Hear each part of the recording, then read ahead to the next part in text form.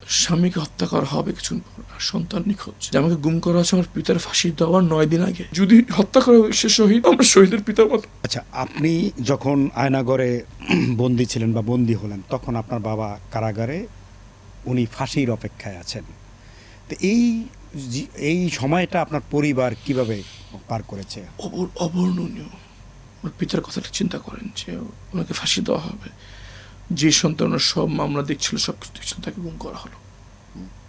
আমার মার কথা একটু চিন্তা করেন যে স্বামীকে হত্যা করা হবে কিছুক্ষণ পর, আর সন্তান নিখোঁজ, জানেন না বেঁচে আছেন না মারা গেছে। আমার এখনো মনে, আমি যখন বের হয়ে আসি সবার আগে জিজ্ঞেস করলাম যে আমার পিতার কি হলো। আপনারা অনেকে হয়তো জানেন না যে আমাকে গুম করা হচ্ছে আমার পিতার ফাঁসি দেওয়ার 9 দিন আগে। আমি জানতেও পারিনি আমার পিতার কি হলো, উনি কি বেঁচে আছে না মারা গেছে। যারা আমাকে বন্দি করেছিল তাদেরকে বারবার বলতাম যে সন্তান হিসেবে এতটুকু জানার অধিকার কি আমার নাই যে আমার পিতার কি হলো।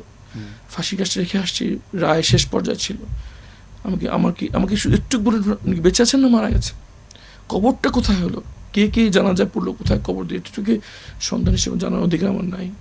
আমার পিতাও বারবার বলেছিলেন যে এটা আইনি প্রক্রিয়া, আমার রায় হবে, ফাঁসি হওয়ার আগে কিছু আইনি প্রক্রিয়া আছে, আমার সন্তান আমার আইনজীবী, এই বিষয়গুলো করার জন্য তাকে মুক্তি দেওয়া হবে, এই আবেদন তাকে বারবার করেছেন। আমার পিতা আমার মাকে শেষ কথা এটা বলেছেন যে তোমার সন্তানকে তুমি দুশ্চিন্তা করছো, কান্নাকাটি করছো, বা হয়তো খুব মন খারাপ, কিন্তু মনে রাখবা তুমি যদি তোমার সন্তানকে ভালোবাসো, যে আল্লাহ তোমার সন্তানকে সৃষ্টি করছেন, তুমি তাকে আরো অনেক বেশি ভালোবাসো। আল্লাহ যদি তোমার এই সন্তানকে দিয়ে এই দেশের কোনো কাজ করাতে চান, তাকে আবার ফেরত আনবে।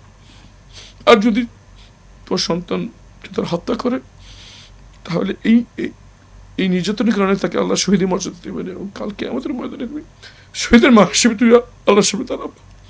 দুই দিক দিয়ে তুমি লাভবান। এই কথা বলে আমার আম্মাকে আমার পিতা সান্ত্বনা দিয়েছেন, এবং আমার আম্মা, আমি যখন ফেরত আসতাম এই কথাই বারবার বলেছেন যে আমার পিতা এই কথাই বলেছেন যে যদি হত্যা করা হয় সে শহীদ, আমরা শহীদের পিতার মতো। যদি বেঁচে থাকে নিশ্চয়ই আল্লাহ ওকে ভালো কিছু করবে, এই জন্য শহীদ থাকবে। আমরা আল্লাহর উপর নিশ্চয় শপথ দিয়েছি। আমার মা আমার পিতা শেষ মুহূর্ত পর্যন্ত চরম ধৈর্যে পৌঁছে দিয়েছেন। আমার পিতা শেষ মুহূর্তে কোনো হাহুতাশ করেননি। আমার মা কখনো ইমান হারাননি, ধৈর্য হারাননি, আমার জন্য সংগ্রাম করে গিয়েছে। সবাই আশা ছেড়ে দিয়েছিল, সবাই বলতো যে আপনি ছেলেকে আশা নিয়ে কেমন করেন। আমার মা, আমার স্ত্রী, আমার পরিবার কোনোদিন আশা ছাড়েনি, আমার জন্য কাজ করে গেছেন, আওয়াজ তুলে গেছেন। আমি আমার পিতার জন্য গর্বিত। আমি আমার মা, আমার স্ত্রী, আমার সন্তান, আমার পিতা মাতা, আমার বোনদের, ভাইদের জন্য আমি গর্বিত, যারা কোনোদিন আমার আশা ছাড়েননি। আমি সৌভাগ্যবান, এমন পরিবারে আল্লাহ আমাকে জন্ম দিয়েছেন।